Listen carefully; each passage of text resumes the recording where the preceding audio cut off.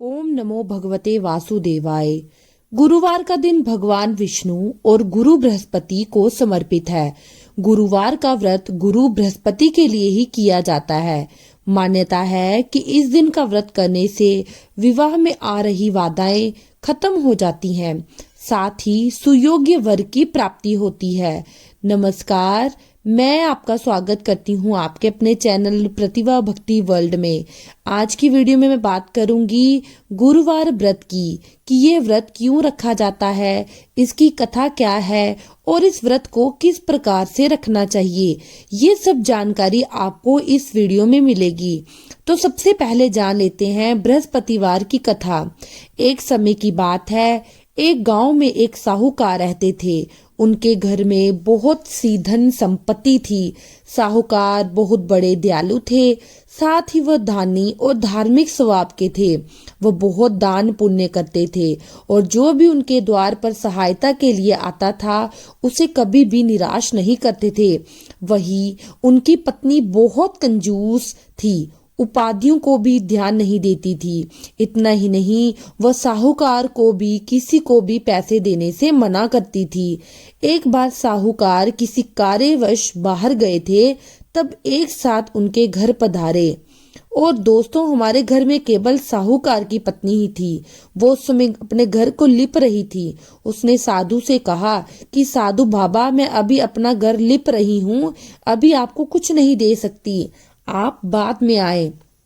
साधु वहां से चले गए। कुछ दिन पश्चात क्या हुआ, साधु फिर उसी घर पर पधारे और भिक्षा मांगने लगे। इस बार फिर से साहूकार की पत्नी ने कहा, मैं भी अपने पुत्र को भोजन करा रही हूँ, मेरे पास अभी बिल्कुल भी समय नहीं है आपको भिक्षा देने के लिए। आप कृपा करके किसी और जगह पे जाएं और मेरे पास किसी और दिन आए। कुछ दिन पश्चात उसके द्वार पर फिर से वही साहूकार आए। उसके बाद क्या हुआ, जब फिर से साधु बाबा उनके घर में भिक्षा लेने पधारे तो साहूकार की पत्नी ने फिर से कोई बहाना बना दिया कि मैं बहुत व्यस्त हूँ, मैं अपने साहूकार को खाना खिला रही हूँ। तो इसके बाद क्या हुआ, एक दिन साधु जब फिर से आए तो साधु ने कहा, यदि तुम्हें प्रतिदिन और प्रतिक्षण का अवकाश मिल जाए, तुम्हारे पास कुछ भी करने को ना हो, तब तुम क्या मुझे दान दोगी? साहूकार की पत्नी ने कहा, जी महाराज, यदि मुझे हर समय का अवकाश मिल जाए तो बहुत कृपा होगी। तब साधु ने कहा कि ठीक है, जैसा मैं कहूँ वैसे ही करना। क्योंकि अब साहूकार की पत्नी साधु बाबा को बार बार यही कह रही थी कि मैं इस काम में व्यस्त हूँ, मैं आपको भिक्षा भी नहीं दे सकती। इस पर साधु बाबा ने कहा कि अगर मैं तुम्हें अवकाश दे दूं, छुट्टी दे दूं, खाली समय दे दूं, तो तुम क्या करोगी? तो इसी पर साधु बाबा ने कहा कि अगर तुम्हें छुट्टी चाहिए तो जैसे जैसे मैं उपाय तुम्हें बताता हूँ तुम वैसे ही कृपा करो। तो इसके बाद क्या हुआ कि साधु बाबा ने कहा, तुम हर बृहस्पतिवार दिन निकलने के बाद उठो, फिर घर में झाड़ू लगाकर कूड़ा एक ही कोने में इकट्ठा कर दो, उसे बाहर फेंकने मत जाओ। भोजन बनाने के पश्चात भोजन चूल्हे के पीछे रखो। साहूकार से कहो कि हर बृहस्पतिवार को हजामत बनवा ले। इस दिन पीले वस्त्र भूल कर भी धारण ना करें।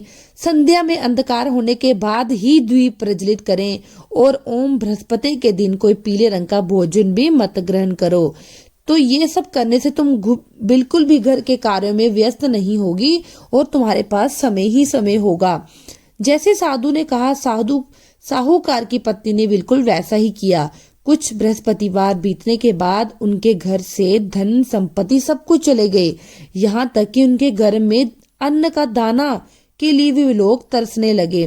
कुछ दिन पश्चात साधु बाबा फिर पधारे तो साधु की पत्नी ने कहा, हे साधु बाबा, मेरे घर में अन्न का एक दाना भी नहीं, मैं आपको क्या दूं?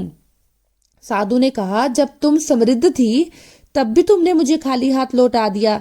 अब क्योंकि उस समय तुम्हारे पास समय नहीं था, अब तुम्हारे पास तो समय ही समय है, तब भी तुम मुझे भिक्षा देने से मना कर रही हो, तुम चाहती क्या हो? तब साहूकार की पत्नी ने हाथ जोड़कर कहा, बाबा मुझे क्षमा करें, कोई ऐसा उपाय बताएं जिससे मेरा घर पहले की तरह धन समृद्धि से भर जाए, फिर मैं आपको कभी खाली नहीं लौटाऊंगी।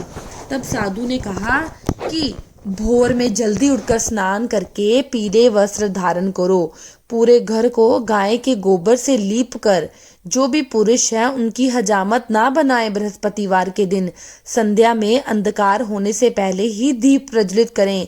ऐसे करने से तुम्हारी सारी इच्छाएं पूरी होंगी। गुरु बृहस्पति पूर्ण करेंगे तुम्हारी सारी इच्छाएं। तो साहूकार की पत्नी ने, साधु ने जैसा जैसा कहा वैसे कार्य किया। फिर उसके बाद उसके घर में धन संपत्ति का आगमन हुआ। इस प्रकार ये सभी कार्य करते हुए बृहस्पतिवार का व्रत और कथा करने से गुरु बृहस्पति अत्यंत प्रसन्न होते हैं और घर में समृद्धि का वास करते हैं।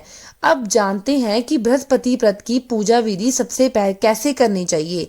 तो सबसे पहले ध्यान रखें कि इस प्रकार शुक्ल पक्ष के, अगर किसी ने बृहस्पतिवार का व्रत का रखना है तो शुक्ल पक्ष के गुरुवार से इस व्रत का प्रारंभ करें। ये बहुत शुभ माना जाता है।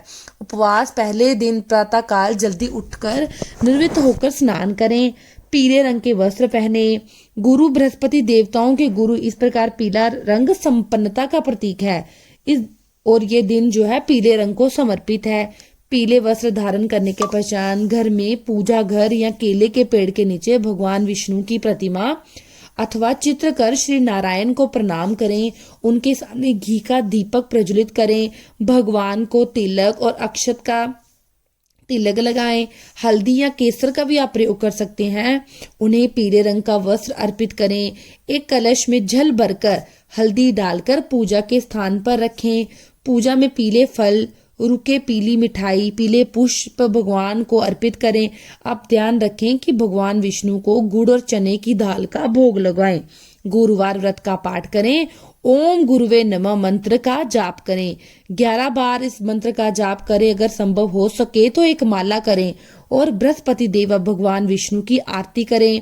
इसके पश्चात प्रणाम कर हल्दी वाला पानी केले के पेड़ या किसी अन्य पेड़ में डाल दें। अब चने की दाल और गुड़ का जो प्रसाद आपने रखा था वो सबको बांट दें। इसके पश्चात बिना नमक का कोई भी पीले रंग का भोजन ग्रहण करें। गुरुवार व्रत में एक ही बार भोजन किया जाता है। यदि आप भोजन नहीं करना चाहते तो केवल पीले फल अथवा मिठाई करके ही अपना व्रत जो है संपूर्ण कर सकते हैं। और इस दिन आप पीले वस्त्र दान कर सकते हैं। तभी आपके घर में सुख समृद्धि और संपन्नता का आगमन होता है। तो ये बातें कुछ विचार रखने वाली हैं कि अगर आप बृहस्पतिवार का व्रत करते हैं तो इस दिन आपको घर में पोछा नहीं लगाना है, कपड़े नहीं धोने हैं, किसी को भी पैसे ना दो। साथ ही पुरुषों के बाल नहीं कटवाने चाहिए, ना ही दाढ़ी कटवानी चाहिए और नमक का भी भोजन ना करें। और अगर आपको मेरी ये वीडियो पसंद आती है तो इस चैनल को लाइक, शेयर और सब्सक्राइब करना ना भूलें। ओम बृहस्पति नमः।